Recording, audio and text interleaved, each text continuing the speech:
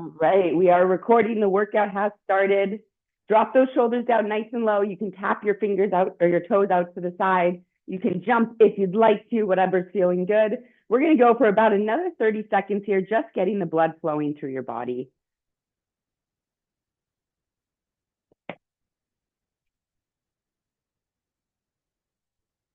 Good. Take a little quick body scan here. Is there anywhere in your body that you're holding tension that you can release, and let go?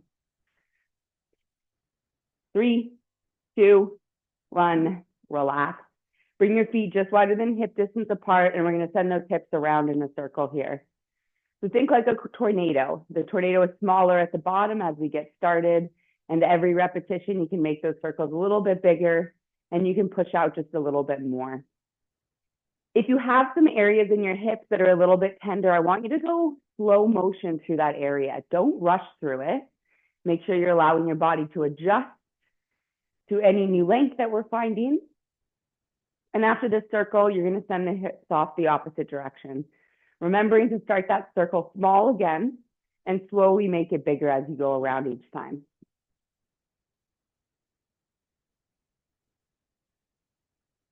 Good. So you should feel the side of the hip, the back of the leg, the side of the hip, and the front of the hips here.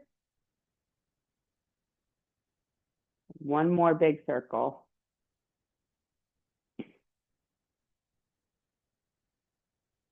Coming up to a nice tall stand here. One hand's going to go down beside us. Opposite hand is going to reach up and over as we crunch on our exhale. Inhale to come back up and exhale off to the opposite side. You can adjust your feet if you need to. I like to be a little closer together. But the key here is that we keep those feet anchored to the floor. So my hips don't rise. I'm stretching from my rib cage to that hip bone there. And I like to imagine it as peeling off the muscle off my hip bone to create space. Good. Now you can move through this in any way that feels good. So if you find you're a little tighter, more off the front of that hip bone, running the hand along the back of the leg and leaning slightly backwards will help. Even without the lean, if you just reach your arm backwards, you're going to feel the musculature pull off the front here.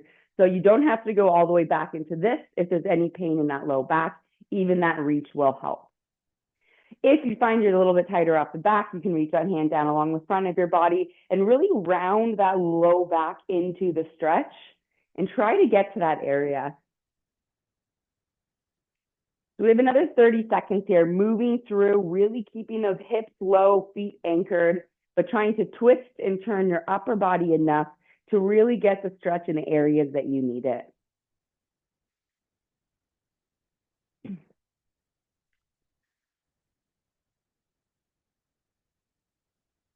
If you have one side that's a little bit tighter than the other, you can stick on that side, a couple different variations here before going back.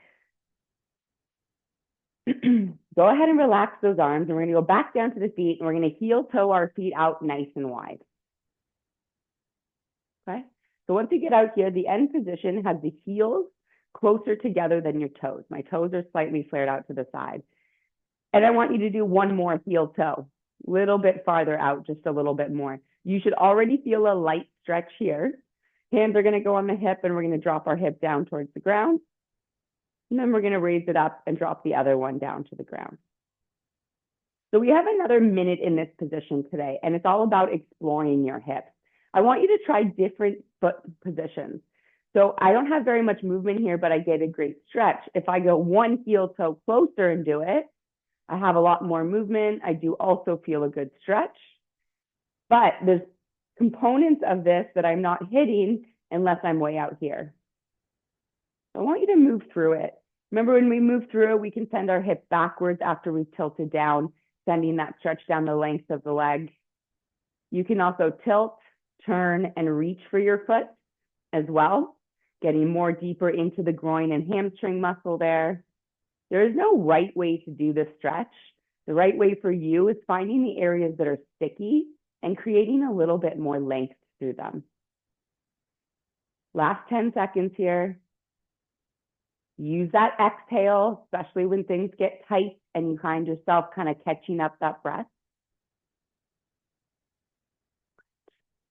Come up nice and tall now. We're going to heel toe those feet in just until you're on a good balanced position. And then we're going to turn our body to the side. So if you did exactly what you were told, your feet are on a tightrope right now. So I want you to take that back leg and take it out to the side so that you feel balanced and steady.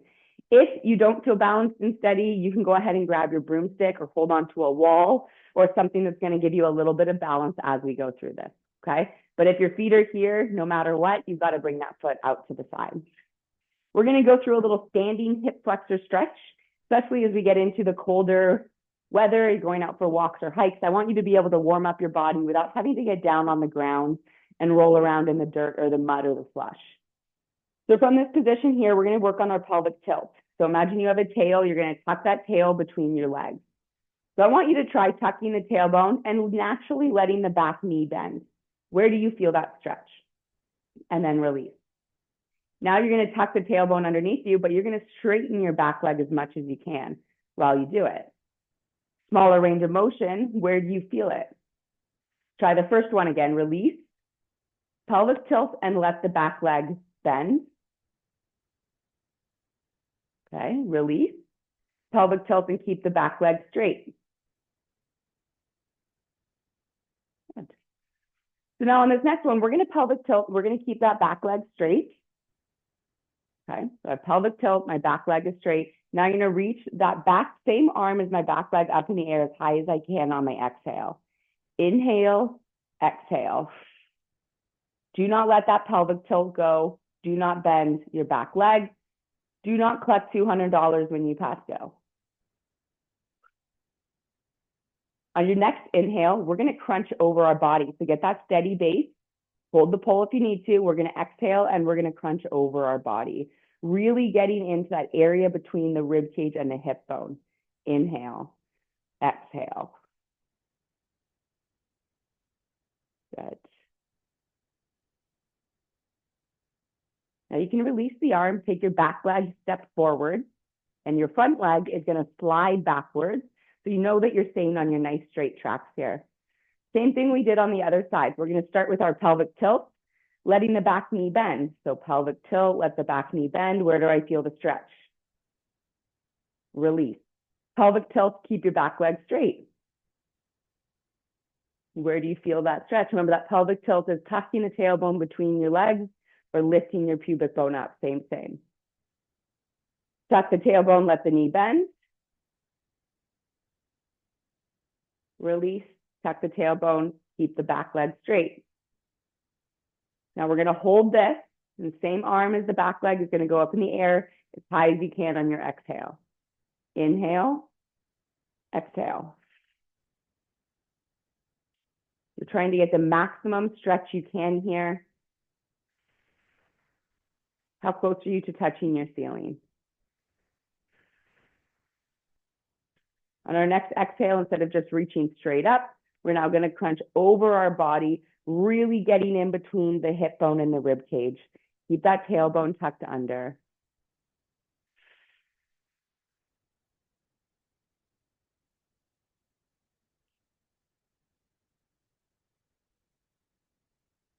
Good.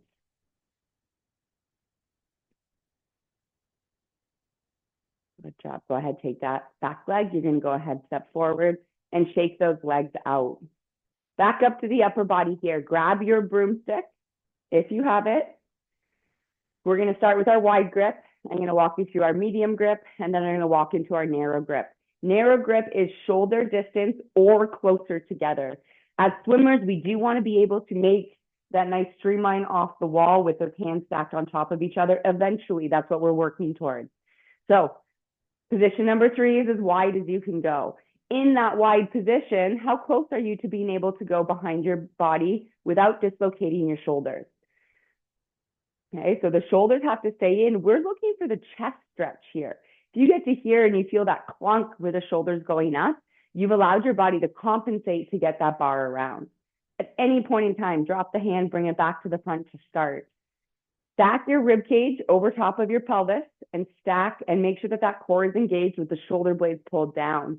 Now, as we go back up and around, it's a lot harder to let those shoulders dislocate. Good. Let's move into position number 2. So a lot more of a stretch from your shoulder down to your rib cage here. This is more targeting your pec minor than your pec major. You still want to keep that stack of your rib cage over top of your pelvis. I don't want to see any belly buttons being pressed forward. In order to stretch a muscle, one point has to stay still and the other point has to move. The point that's staying still here is that rib cage. The point that's moving are the arms. And that's how we're getting that chest and shoulder stretch. All right, last but not least, we're moving to our closer position. So you can go position number 3 on our bar, straight in front of the shoulders or closer. Or if you're getting really close to that nice streamline, go hands stacked on top of each other here. Can you get your biceps on either side of your ear in whatever hand position you've chosen here? We don't want to be here. We don't want to be here. We're looking to be as straight as possible so we're nice and aerodynamic as we move through the water. And you can see here, I kind of look like a little teapot trying to squeeze those elbows nice and straight.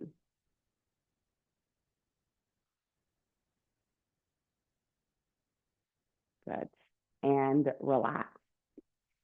All right, we're going to bring in our flat surface to the party.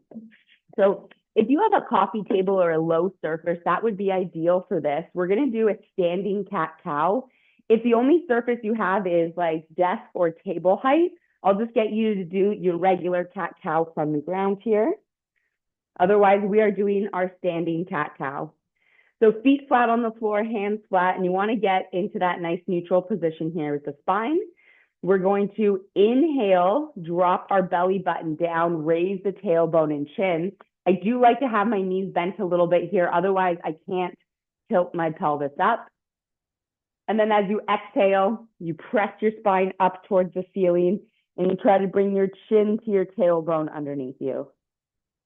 Inhale, drop the belly button. Try to get as much distance, tilt that tailbone up as high as you possibly can.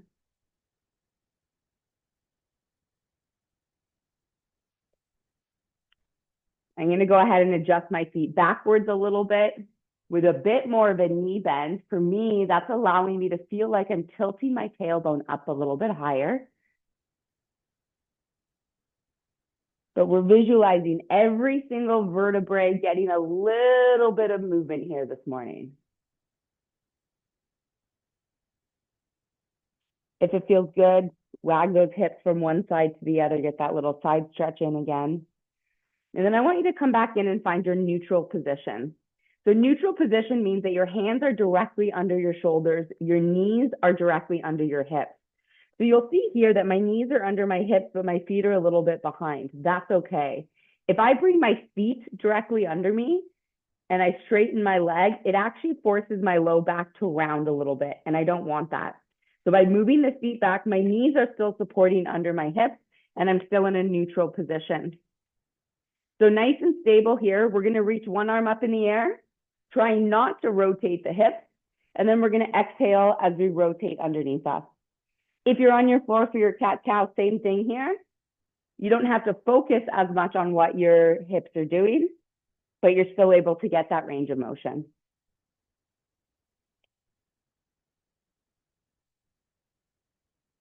Inhale to open up, exhale to rotate. Are you able to stack shoulders on top of shoulders? Last one. Let's go ahead and switch it over to the opposite side. Inhale up, make sure the hips don't roll. Exhale underneath and rotate.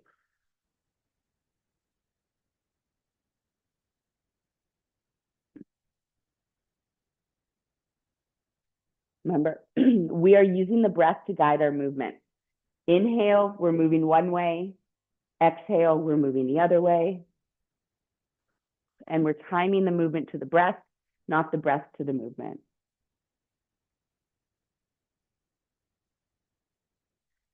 Good. Now, both hands can go on your surface, and make sure it's a surface that's not going to move. And I want you to push yourself backwards here. How far can you get your hips back, keeping your feet nice and steady? And then we'll bring ourselves down to our knees. So if you're already on your knees, go ahead and grab your surface. Going into our prayer stretch where we make that prayer, clasp the hands together. Elbows are going to go up on your surface. And then we're going to try to scooch our body and our head off of our surface. You can rest your forehead on it if you need to. We inhale as we straighten our arms, and you exhale as you curl those arms back towards you and drop your chest down towards the ground.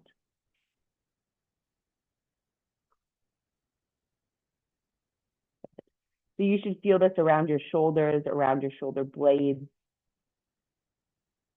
through the front of the shoulders if you're tight as well. Remembering we never want to push past that 3 or 4 out of 10 on the pain scale here. If that version feels a little bit too easy to you and you don't get the right stretch, you can go ahead and bring your broomstick back into the picture. Palms facing up on the broomstick, elbows on the surface, we're in the same position. But now instead of having the hands together, we're able to have our hands a little bit further apart, which will change the stretch a little bit here.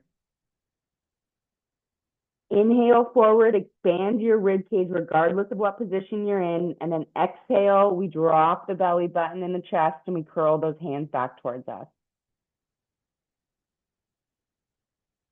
Last one here.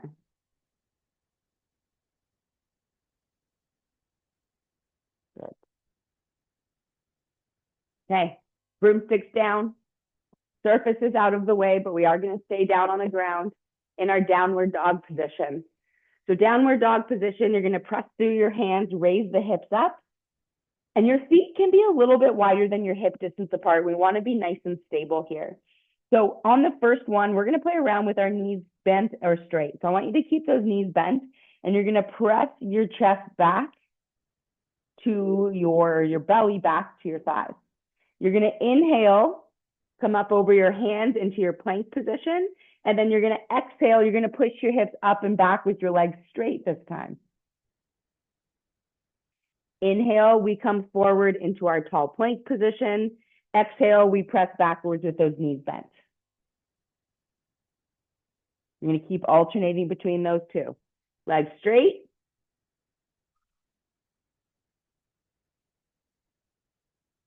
And then knees bent. Tailbones high regardless each time. If you are feeling this in your shoulders, I want you to hold this through your lat, through your back here. So when you're in that tall plank position, my shoulders aren't up by my ears here. They're away from my ears. And I'm using this area right here to hold me. So as I push backwards, it's those lats that are working and not the little muscles in the shoulders. Last one of each. So knees bent, tailbone high.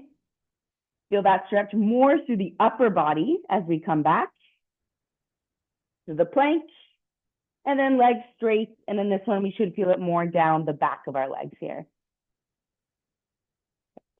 Bend those knees, and you can bring it right down to the ground. We're flipping over onto our side here into our fetal position. So open book stretch. Top arm's going to lift up as you exhale, rotating your upper body only, and then closing it back up. You can go ahead and take that bottom hand and hold your knees down if you like. You'll get a little bit of leverage to rotate further. You can hear it take my breath away and close it back up.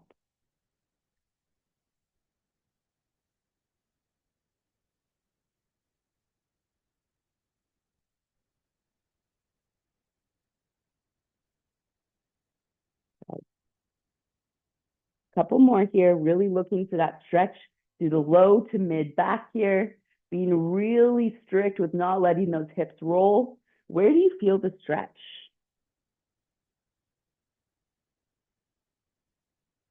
Now we're going to change this a little bit, moving up the spine now. So on this one, you can let your legs roll as much as they need to in order for you to get your shoulders on the ground. So I go up and around me.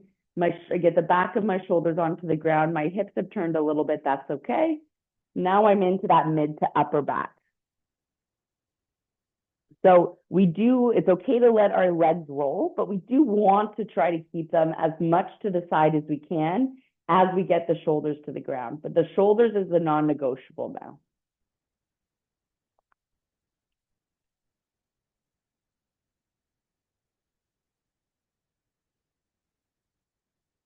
All right, now we're going to take this into the neck and shoulders. The only difference that we're going to make to that one is reaching our hands as far as we possibly can, all the way out and around. And if you're like me, where you hit this wall, you're short on space, keep reaching, but use the elbow instead of the hand. You can allow those hips to roll, but now our target is the upper spine, neck, and shoulders. And all you have to do to get in there is reach as far as you possibly can.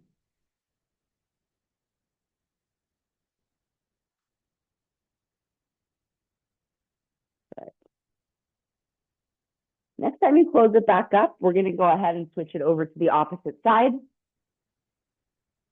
We start in our open book stretch, where that arm is coming up and over us, but you're not allowed to let the legs roll. So that bottom arm can hold the legs down. Inhale back.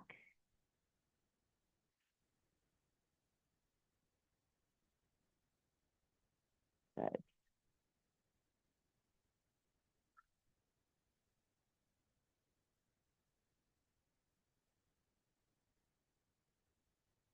Awesome. Last one here.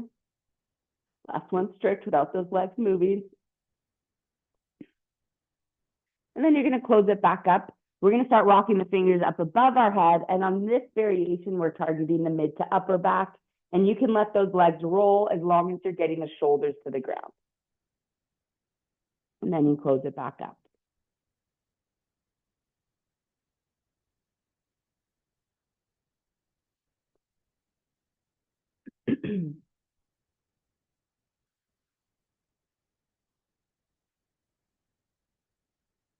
So as we get a little bit warmed up with this now, try to let your legs roll a little bit less on this next one. Still have to get your shoulders to the ground, but try not to let those legs roll quite as much. So it's going to be a little bit tighter. Next time we close this up, we're going to do the exact same thing again, but this time the target is the neck, shoulders, and chest. So we're going to reach those hands as far as we possibly can out and around. Short on space like me, even the elbow reaching counts. You could really do this as a little chicken wing if you wanted to.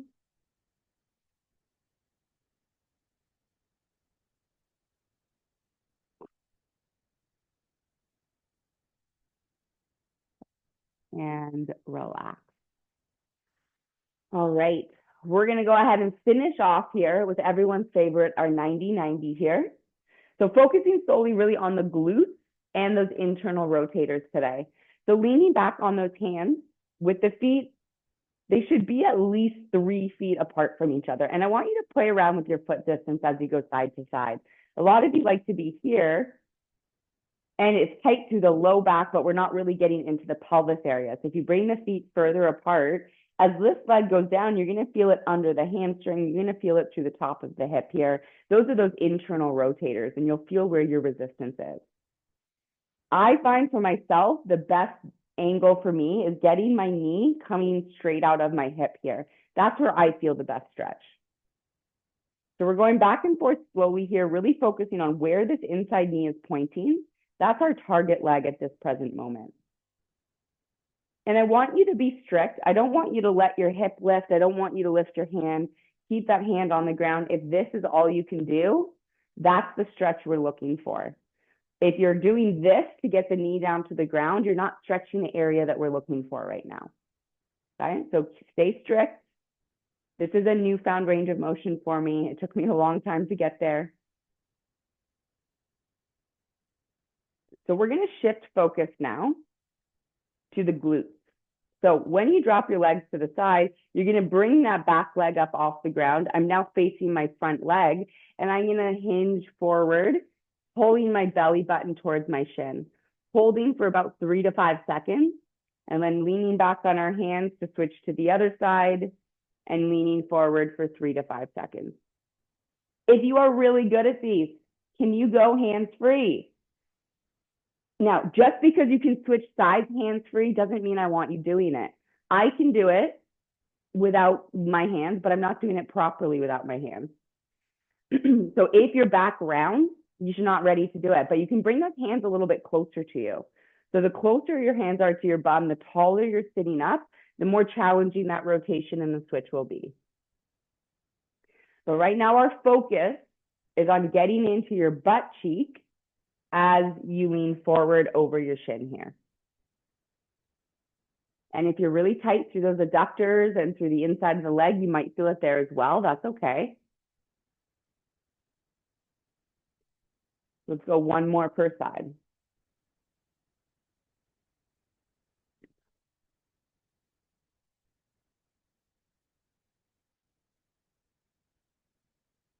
That hold for 3 to 5 seconds. Now, before you move, you're going to lean back on both hands here. Keeping your legs pointing to one side, I want you trying to turn your torso the other direction. So my legs are pointing that way. I'm trying to turn my torso this way, and I'm getting a really good stretch right through this hip here.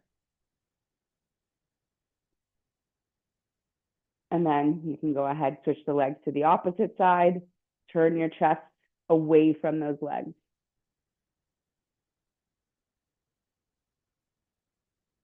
Good. And relax. We're going to go ahead and make our way up to a stand here for our activation. And if you have your mini loop resistance bands, this would be a really good place to use them. I would recommend your light, maybe a medium, because we're just warming up. Definitely don't pull that hard one out yet. And if you don't have any, you don't need any for this exercise. The resistance bands add resistance to our muscles that are already working. However, moving your body, there's muscles working, so you don't need them. It's almost a challenge sometimes not to. So I'm standing on my bands here, okay?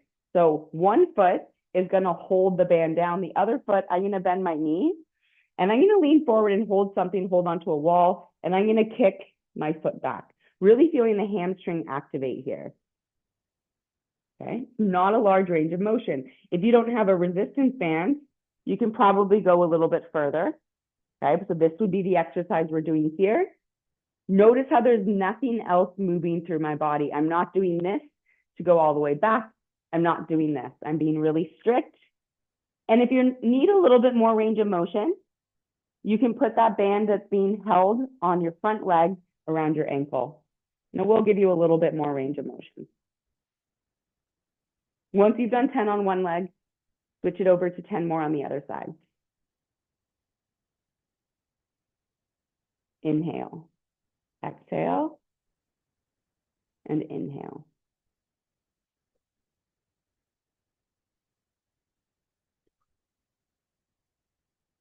All the way up to 10 here. Notice how this knee is bent. I am also feeling this glute work for stabilizing me. That's okay.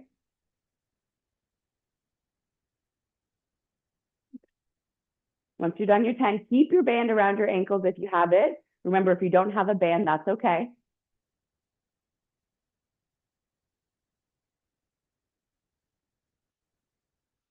So exercise number 2, we want to get the outside of the glutes working. So we're going to come down into our quarter squat position here, knees bent, core stacked.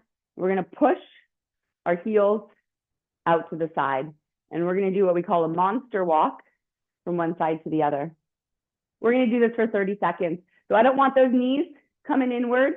That's not what we're doing. Push the knee and the foot out. Small baby steps. You never have slack on your resistance band. Big step, half step. Big step, half step. You should feel the outside of the hips and the glutes working.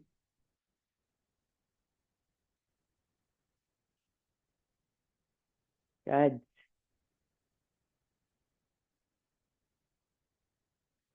And relax.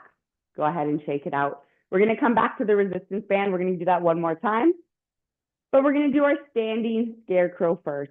So over the last few weeks, we've been doing our scarecrow exercise here on the floor. On the floor is the easiest because gravity helps you get those arms back. But I want to see how we're doing standing.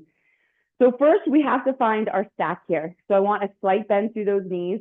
And I want you to make sure that we're not sticking our bum out like this. You pulled your pelvis up to engage the core, stacking our rib cage on top. Arms start in front of us here. We're going to pull those elbows back so that they're in line with our shoulders. And then we're going to rotate the arms. Hey, it wasn't me. Hands up, hands down. Good. So keep that stack through the core. Do you feel your rib cage trying to lift as you do this? We don't want that. Keep that rib cage pulled down using your abs. Just that arm rotates. Now, you don't have a wall behind you. You don't have the floor below you. So I really want you to focus on what muscles are working here. And if you don't know, come up to the top position, pressing those hands back and just pause. What do you feel? Muscles between your shoulder blades, muscles below your shoulder blades as well through here, maybe a stretch through here. Relax. Good. Very nice. Back to our yellow bands. So we're doing our hamstring glute kickback first. So you can put that one side around your ankle, the bottom of the foot on the other with the knee bent. We're doing 10 kickbacks here per side, and then we're going to go in together. We'll do our 30 seconds of our monster walk. One more time here. Here we go. Glute kickback 10 times. Exhale, pause, inhale. Remember, we're not rushing through this. Nothing is moving but your legs.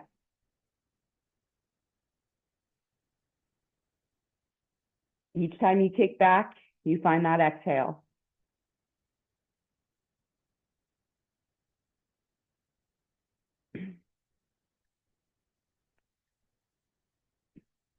Good.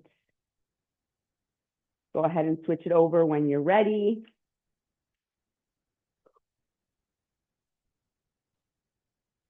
Remember, you don't need the resistance band for this. The resistance band just adds a little weight, makes it a little harder. If you're a person who does have a hard time getting your glutes on, resistance bands can really help. And they're really easy to find now. Dollarama carries them, Walmart's, Winners, Amazon.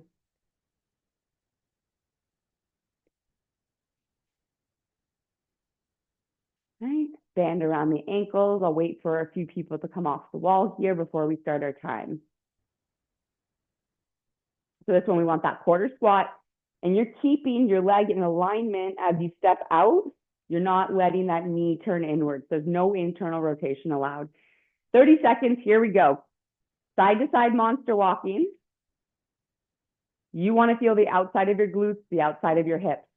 If you're feeling the front of your hips, your knees are probably in. Turn those knees out. You got it. All right, I'm seeing a little bit of this.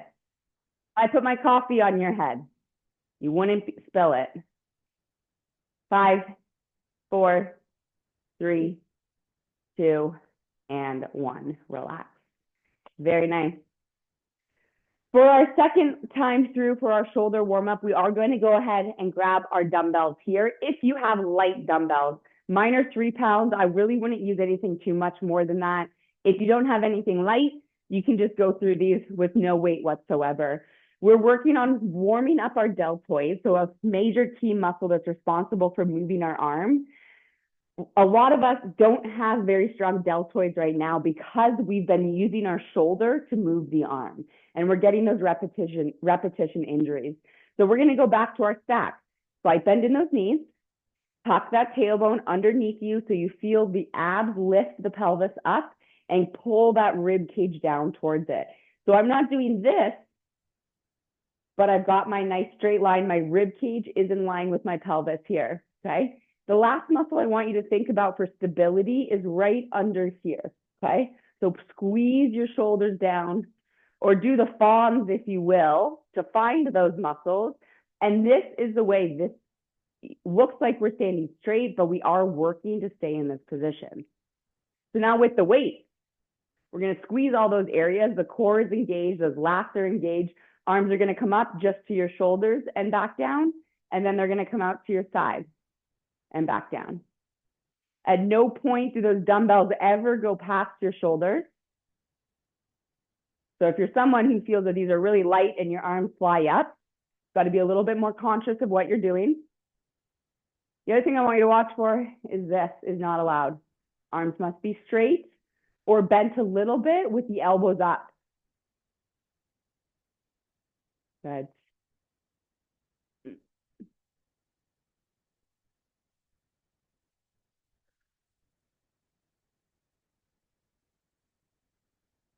Nice work. We've got another 10 seconds here. Alternating between these two.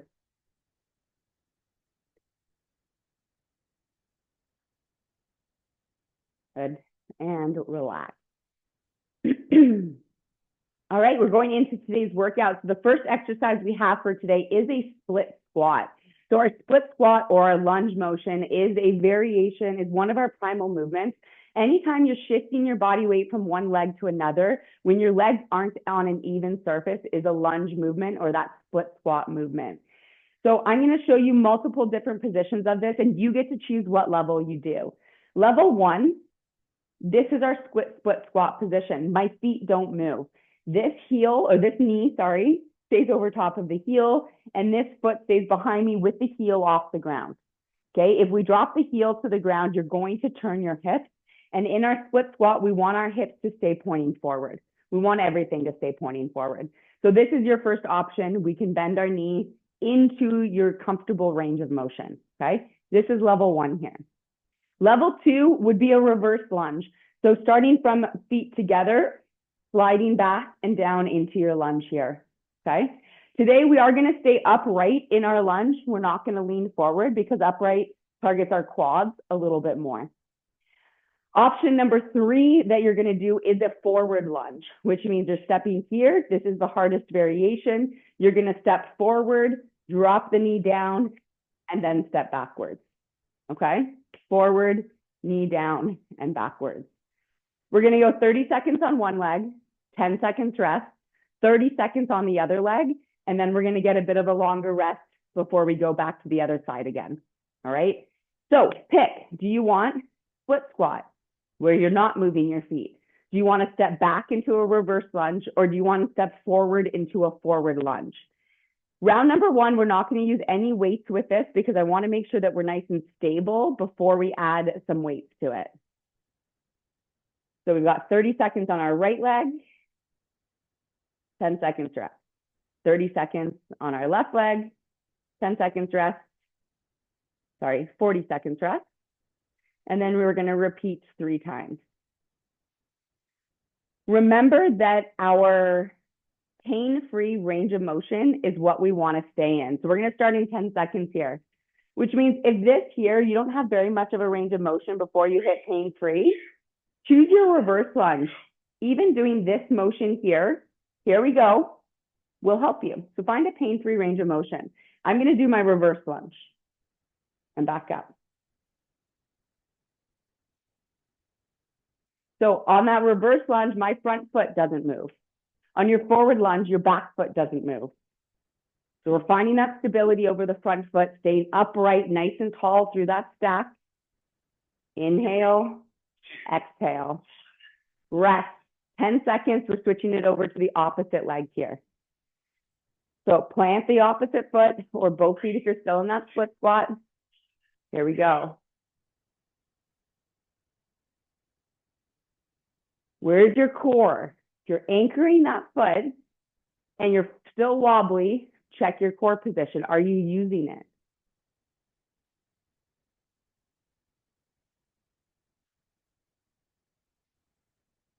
Good. There you go. Remember, pain-free range of motion. Find the one that works for you. Rest. So I'm seeing a lot of wobbly knees here. So if you plant one leg, bend the knee, you can see how your knee does this without my foot moving. This is internal rotation, an awkward position for the knee, and my glute doesn't work at all. If I go as far the opposite way as I can, this is where it ends. I'm in alignment, my glute is working, taking the force off my knee. Round number 2, your focus is on where that front knee is. If I'm in a split squat, it's here, right? Okay, here we go. Focus on where your front knee is, making sure that it stays to the outside all the way through your range of motion.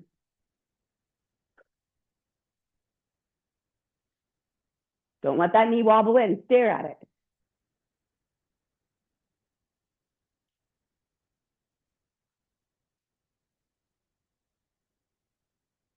Good work. Core tight, externally rotated at that front knee. Relax. Shake it out, switching legs.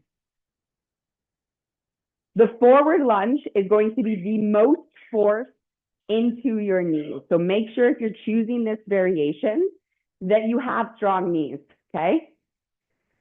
Otherwise, less pressure on the knees would be here. Just limit how far down that you're going, okay? Halfway, keep that knee out to the side. Don't let it cave in. You should be feeling the quads burn. You should be feeling your glutes working. Rest. All right, shake it out. We have one more round here, 30 seconds rest. What can you do to make this round harder, okay? If you can't choose a harder variation because of knee pain, grab some weights. So I can grab my dumbbells here, holding them in both hands so that I'm nice and stable through the core for my final round. I'm going to stick with the reverse lunge myself. Knee has to stay externally rotated. Here we go. That front knee caves in. That's your glute shutting off. Inhale back, exhale up. Last round here. Don't watch me. I'm alternating legs. I'm cheating.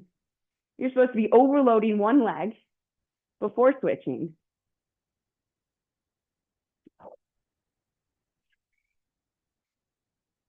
Rest.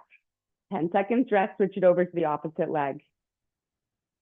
Ooh, so easy to cheat. My body naturally wants to find that easier way to do it. Here we go.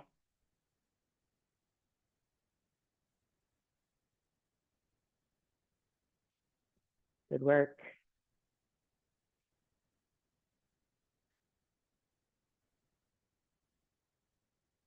Use that breath. Inhale, exhale.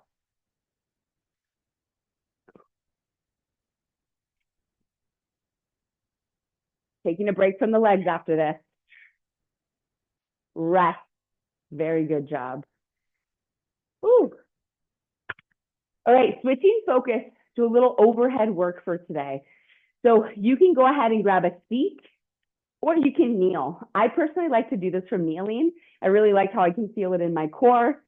However, your knees might be cranky at me after those lunges, so you can also do this from a seated position here, all right?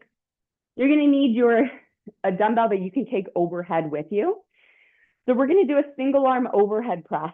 We're gonna focus on our stacks. That's why we have you on your knee or seated.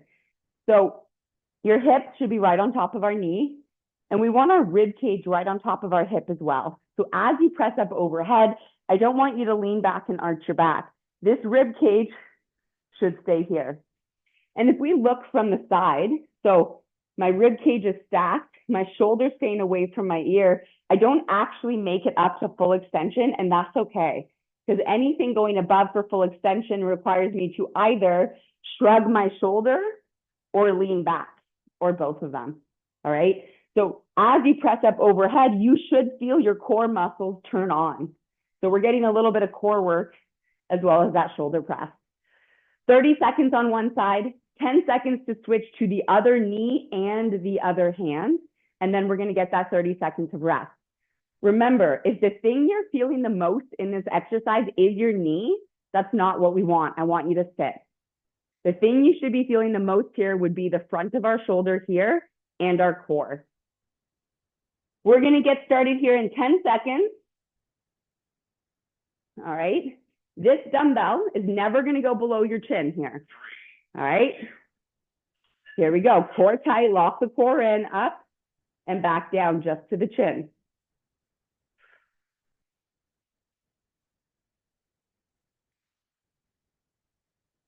Exhale up, inhale down.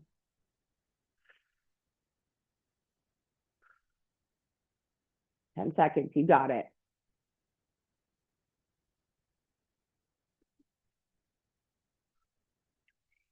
2, 1, switch.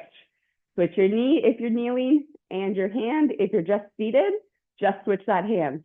Remember, if you're feeling your knee more than anything else, you got to sit. So hand on the chin, up and down. Here we go. So you can see how I'm pushing out to the side. I want to be nice and stable, core engaged over top of this hip.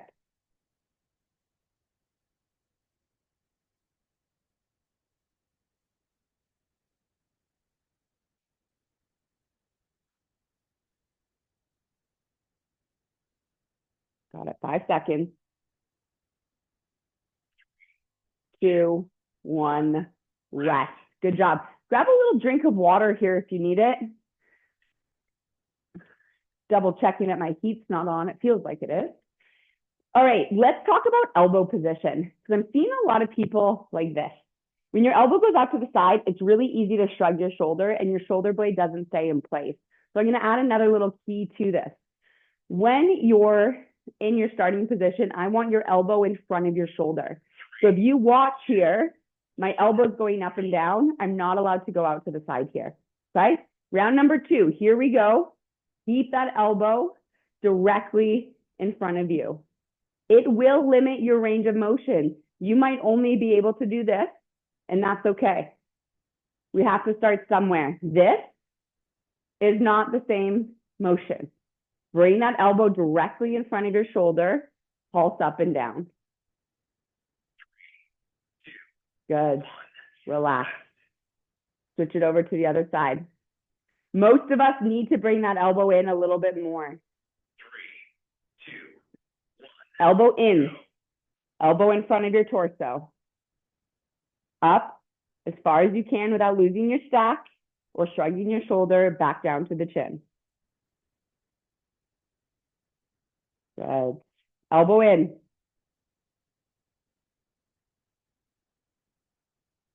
Got it.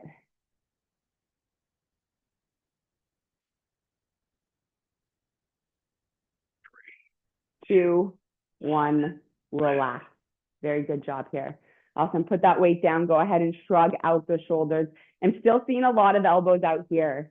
Anthea, Al, Andrew, Bob, all looks like I'm seeing those elbows out here. Bring it directly in front of you. Like you're making those trucks honk. That's all that motion needs to be here.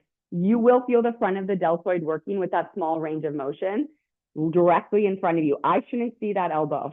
Okay. Last round. Here we go. Up and down. Don't let the elbow do this. That's your shoulder blade shrugging. Know your limits. Play within it. Good. 10 more seconds.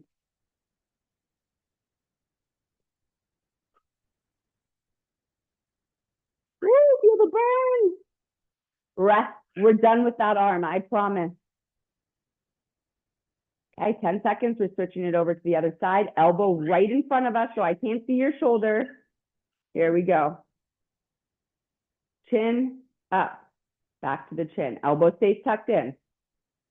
My forearm is straight towards the ceiling the whole time.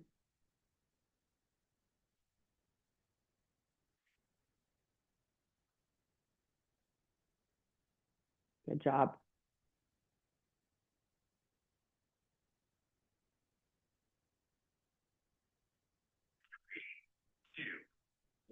Rest. Very nice job. All righty. We are going to switch it up to a back exercise now. So you can go ahead, keep your tall surface there if you need to. I like to lean forward onto it here.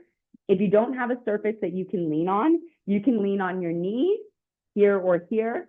But in order to hit the right muscles, it's easier to hit those muscles if your body is horizontal to the ground. Okay. So if I'm up here, the muscles that are going to be easier to target are up here. Okay, it's easier to pull up away from the floor. So if we come down to horizontal here, I want you pulling the lat muscle right here. So with that weight, last time I set it up too heavy. So I'm in my horizontal position here. That dumbbell starts below my shoulder. I'm pulling the dumbbell backwards to my hip. Okay, and it feels like a really small range of motion. It feels like I can go a lot farther, but a lot farther involves compensation. We're all about targeting 1 or 2 muscle groups and working them as hard as we can. This muscle right here hits its end range of motion in this position.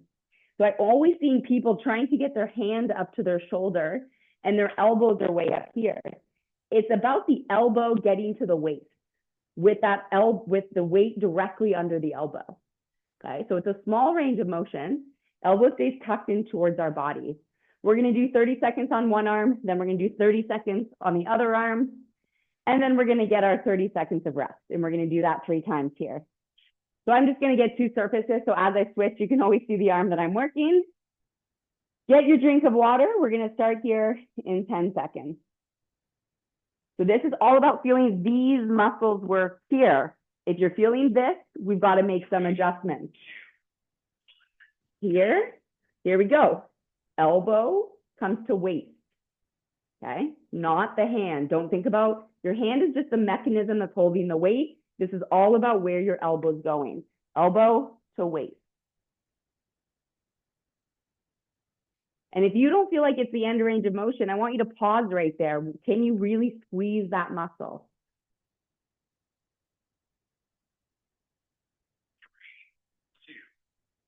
Relax.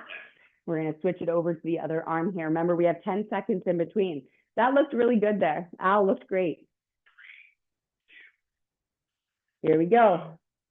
Elbow to waist and back down.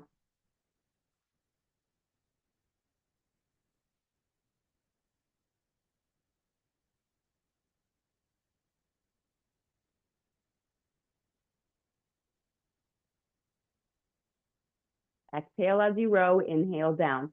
Elbow to waist.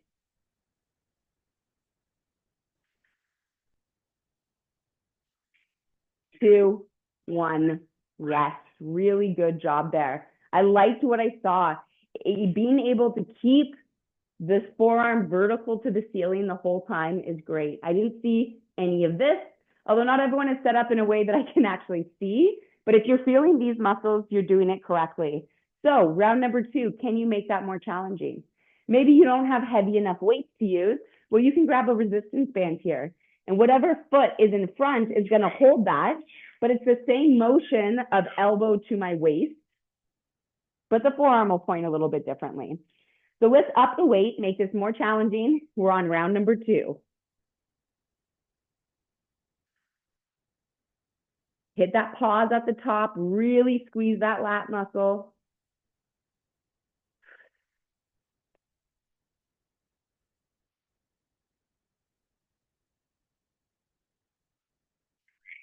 Good.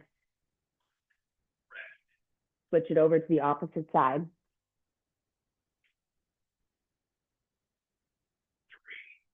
Round the second side, here we go. Elbow to waist, pause, squeeze, and right back down again. Remember, if you're feeling on top of your shoulder, you've got to make some adjustments.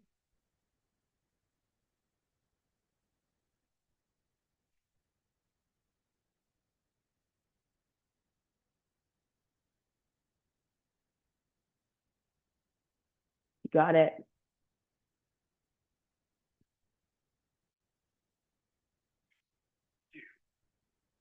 Relax. So on our last round, we're going to make this harder, not by making it heavier, but by making your range of motion a little bit longer. So I want your dumbbell, because we're trying to be as close to horizontal to the ground as possible, we're going to put the dumbbell down to the ground every time, okay? And then you're going to have to rotate and reach, really stretch out this muscle here, and then squeeze the muscle out. So every time you're getting a really good reach down towards the ground, and then coming up to the same position. Here we go. More of a stretch through that muscle.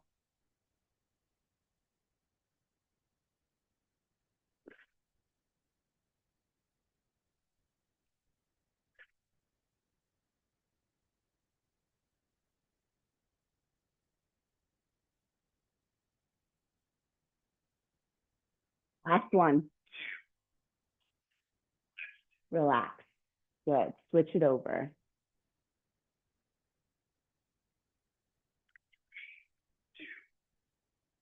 Here we go.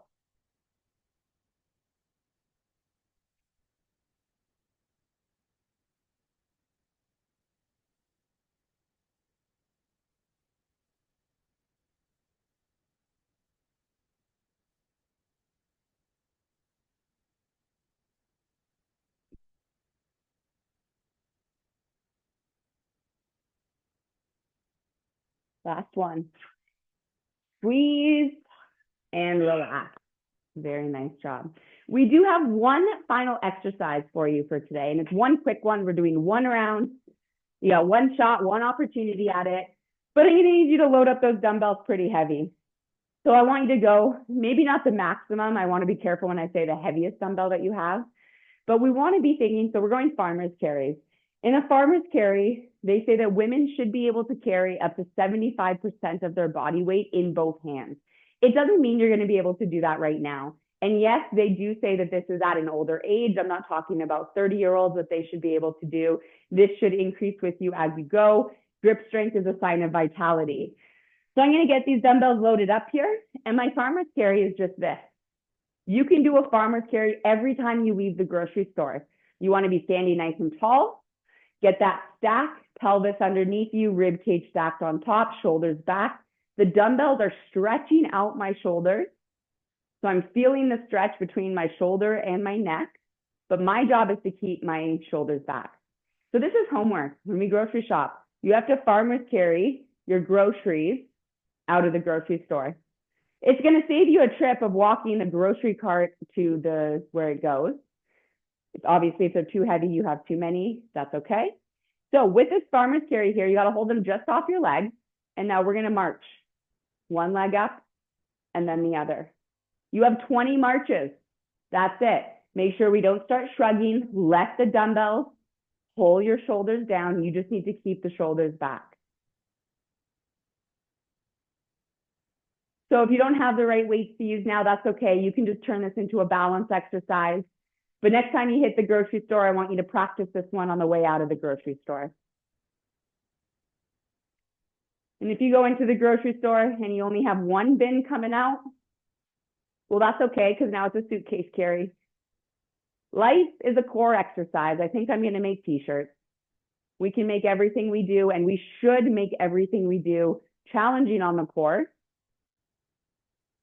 because that's how it gets stronger.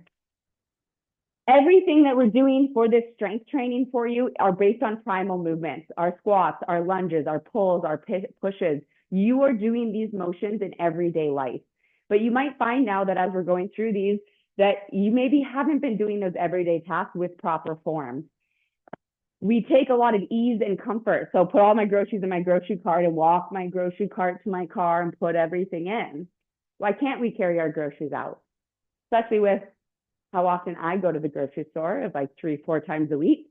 I usually can handle those bags on the way out. So a little extra homework for you for today.